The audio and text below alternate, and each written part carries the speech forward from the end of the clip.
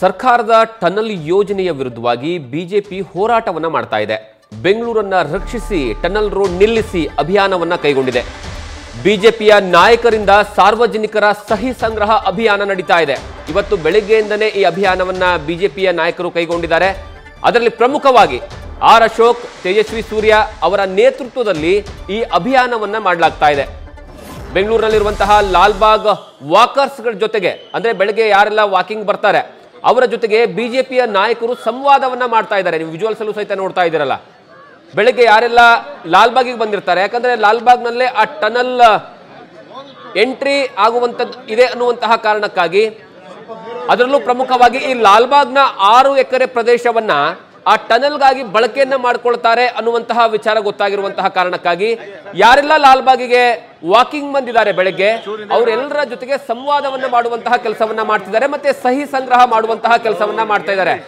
ಈಗಾಗಲೇ ಬಿಜೆಪಿ ಈ ಟನಲ್ ಯೋಜನೆಯನ್ನ ಸಂಪೂರ್ಣವಾಗಿ ವಿರೋಧವನ್ನ ಮಾಡ್ತಾ ಇದೆ.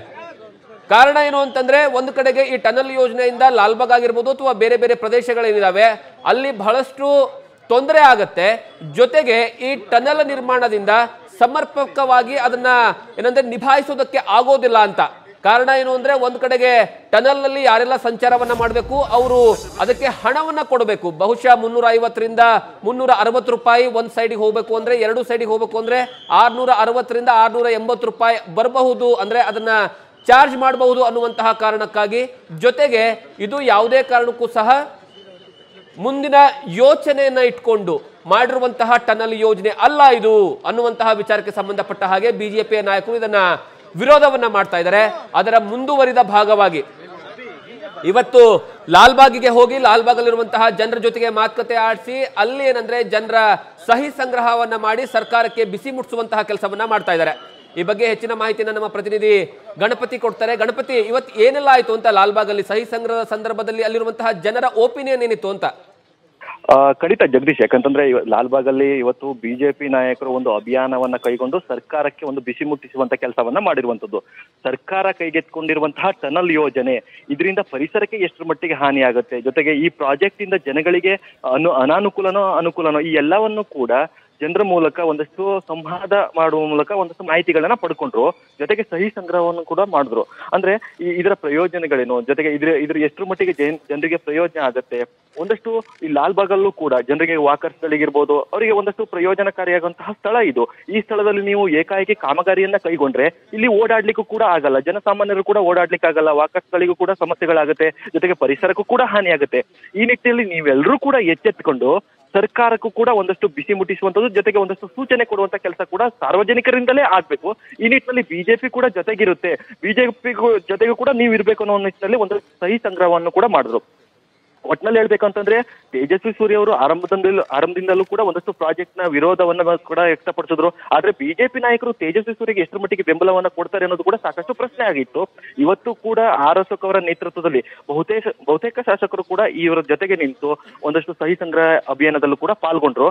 ಇದೇ ಅಭಿಯಾನದ ಜೊತೆಗೆ ಅಂದ್ರೆ ಇಲ್ಲಿರುವಂತಹ ಜಂಟಿ ನಿರ್ದೇಶಕರಾದಂತಹ ಜಗದೀಶ್ ಅವರು ಇರ್ಬೋದು, ಒಂದಷ್ಟು ಮಾಹಿತಿಗಳನ್ನ ಕೇಳೋದು. ಲಾಲ್ಬಾಗ್ ಅಲ್ಲಿ ಎಷ್ಟರ ಮಟ್ಟಿಗೆ ಈ ಯೋಜನೆಗಳು ಹಾನಿ ಆಗುತ್ತೆ, ಜೊತೆಗೆ ಎಷ್ಟರ ಮಟ್ಟಿಗೆ ಪ್ರಯೋಜನ ಆಗುತ್ತೆ, ಅವರು ಸರ್ಕಾರದ ಯೋಜನೆಗಳಿಗೆ ಇದುವರೆಗೂ ಕೂಡ ಪರ್ಮಿಷನ್ ಕೊಟ್ಟಿಲ್ಲ ಅನ್ನೋದು ಕೂಡ ಈಗಾಗಲೇ ಅವರು ಮಾಹಿತಿಗಳನ್ನ ಬಹಿರಂಗಪಡಿಸಿದ್ದಾರೆ.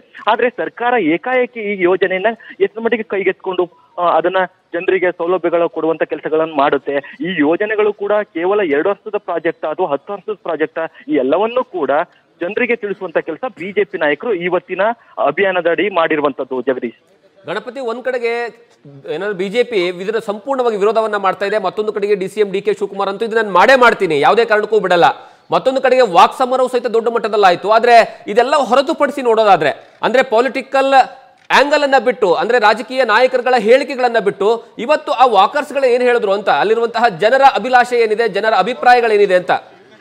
ಜಗದೀಶ್, ಖಂಡಿತ ಇಲ್ಲಿರುವಂತಹ ವಾಕರ್ಸ್ಗಳಿಗೆ ಖಂಡಿತವಾಗಿಯೂ ಕೂಡ ಗೊಂದಲ ಇದೆ. ನೋಡಿ, ಕಳೆದ 1 ವಾರಗಳ ಹಿಂದೆ ಡಿ ಕೆ ಶಿವಕುಮಾರ್ ಅವರು ಇದೇ ಅಭಿಯಾನದಡಿ ಅಂದ್ರೆ ಅವರು ಕೂಡ ಬೆಂಗಳೂರು ನಡಿಗೆ ಅಂತ ಮಾಡ್ತಾರೆ, ಇಲ್ಲೂ ಕೂಡ ಒಂದಷ್ಟು ವಾಕರ್ಸ್ಗಳ ಬಳಿ ಮಾತಾಡ್ತಾರೆ. ಆ ವಾಕರ್ಸ್ಗಳ ಮಾತಾಡುವಾಗ ಒಂದಷ್ಟು ಸಲಹೆಗಳನ್ನು ಕೊಡ್ತಾರೆ, ಸೌಲಭ್ಯಗಳ ಬಗ್ಗೆ ಒಂದಷ್ಟು ವಿವರಣೆಯನ್ನು ಕೂಡ ಕೊಡ್ತಾರೆ. ಆದ್ರೆ ಇಲ್ಲಿರುವಂತಹ ವಾಕರ್ಸ್ಗಳಿಗೆ ಗೊಂದಲ ಏನು ಅಂತಂದ್ರೆ, ಇದರ ಸಾಧಕ ಬಾಧಕಗಳು ನಮ್ಗೆ ಪ್ರಯೋಜನ ಇದೆಯೋ ಅನ್ನೋದು ಗೊತ್ತಿಲ್ಲ. ಆದ್ರೆ ಅವ್ರಿಗೆ ಎಂದಿನಂತೆ ಬಿಜೆಪಿ ಹೇಳುವಂತದ್ದೇನು, ಇದರಿಂದ ಯಾವುದೇ ಕಾರಣಕ್ಕೂ ಕೂಡ ಈ ಯೋಜನೆಗಳು ಆದಷ್ಟು ಬೇಗ ಆಗಲ್ಲ, ಇದು ಸೌಲಭ್ಯ ರಹಿತ ಅಂದ್ರೆ ಪರಿಸರಕ್ಕೂ ಹಾನಿ ಆಗುತ್ತೆ, ನಾಳೆ ನಿಮ್ಗೆ ಓಡಾಡ್ಲಿಕ್ಕೂ ಕೂಡ ಕಷ್ಟ ಆಗುವಂತಹ ಸಮಯ ಸಂದರ್ಭ ಇಲ್ಲಿ ಬರುತ್ತೆ. ಈ ನಿಟ್ಟಿನಲ್ಲಿ ನೀವು ಯಾವುದೇ ಕಾರಣಕ್ಕೂ ಬೆಂಬಲವನ್ನ ಕೊಡಬೇಡಿ ಅಂತ ಒಂದಷ್ಟು ಸಹಿ ಸಂಗ್ರಹ ಮೂಲಕ ಒಂದಷ್ಟು ಅಭಿಯಾನಗಳ ಮೂಲಕ ಇಲ್ಲಿ ಎಚ್ಚರಿಸುವಂತ ಕೆಲಸ ಕೂಡ ಮಾಡ್ತಾರೆ. ಆದ್ರೆ ಸಾರ್ವಜನಿಕರ ಅಭಿಲಾಷ ಏನು ಅಂತಂದ್ರೆ ನೇರವಾಗಿ ಸರ್ಕಾರ ಯಾವೆಲ್ಲ ಕೆಲಸಗಳನ್ನ ಮಾಡ್ತೇವೋ ಅದಕ್ಕೆ ನಾವು ವಿರೋಧವನ್ನ ಮಾಡ್ತೀವಿ. ಆದ್ರೆ ಬಿಜೆಪಿ ನಾಯಕರು ಎಷ್ಟರ ಮಟ್ಟಿಗೆ ಇದಕ್ಕೆ ಬೆಂಬಲವನ್ನ ಕೊಡ್ತಾರೆ, ಇದು ಕೇವಲ ರಾಜಕೀಯ ಮೇಲಾಟಕ್ಕೆ ಸಾಕ್ಷಿ ಆಗುತ್ತೋ ಟನಲ್ ಯೋಜನೆ ಎಂದು ಕೂಡ ಒಂದಷ್ಟು ಅವರು ಕೂಡ ಅಭಿಪ್ರಾಯವನ್ನ ವ್ಯಕ್ತಪಡಿಸಿದ್ದಾರೆ. ಕೇವಲ ಟೀಕೆ ಟಿಪ್ಪಣಿಗಳಿಗೆ ಈ ಟನಲ್ ಯೋಜನೆಗಳು ಸಾಕ್ಷಿ ಆಗುತ್ತೋ ಅಥವಾ ಕೇವಲ ಜನ ಸೌಲಭ್ಯಗಳಿಗೂ ಕೂಡ ಸಾಕ್ಷಿ ಆಗುತ್ತೋ ಅನ್ನೋದು ಕೂಡ ಕಾದ್ ನೋಡ್ಬೇಕಾಗಿದೆ. ಇವತ್ತಿನ ದಿನಗಳಲ್ಲಿ ಇಲ್ಲಿ ಬಂದಿರುವಂತಹ ಬಹುತೇಕ ಜನರು ಬಿಜೆಪಿಗೆ ಬೆಂಬಲವಾಗಿ ನಿಂತು ಸರ್ಕಾರಕ್ಕೆ ಬಿಸಿ ಮುಟ್ಟಿಸುವಂತ ಕೆಲಸ ಕೂಡ ಮಾಡ್ತಾರೆ, ಅದು ಸಹಿ ಸಂಗ್ರಹಗಳ ಮೂಲಕ, ಅದು ಸಾಧಕ ಬಾಧಕಗಳನ್ನ ನೋಡಿ. ಆದ್ರೆ ಸರ್ಕಾರ ಇದನ್ನ ಯಾವ ರೀತಿ ಪ್ರಯೋಜನಗಳ ಪಡೆದುಕೊಂಡು ಜನರಿಗೆ ಕೊಡುವಂತದ್ದು ಕೂಡ ಸಾಕಷ್ಟು ಕುತೂಹಲ ಇದೆ. ಏಕಾಏಕಿ ಹೇಳೋದಾದ್ರೆ ಡಿ.ಕೆ. ಶಿವಕುಮಾರ್ ಅವರು ಈಗಾಗಲೇ ನಾನು ಮಾಡಿಯೇ ತೀರ್ತೀನಿ ಅಂತ, ಈ ಟನಲ್ ಯೋಜನೆಯನ್ನ ಮಾಡಿಯೇ ಮಾಡ್ತೀನಿ ಅಂತ ಒಂದಷ್ಟು ಸವಾಲನ್ನ ಎತ್ತು ಈಗಾಗಲೇ ಈ ಯೋಜನೆಗೆ ಸಂಬಂಧಪಟ್ಟಂಗೆ ಒಂದಷ್ಟು ತಯಾರಿಗಳನ್ನು ಕೂಡ ಮಾಡ್ತಾ ಇದ್ದಾರೆ. Thank you Ganapati.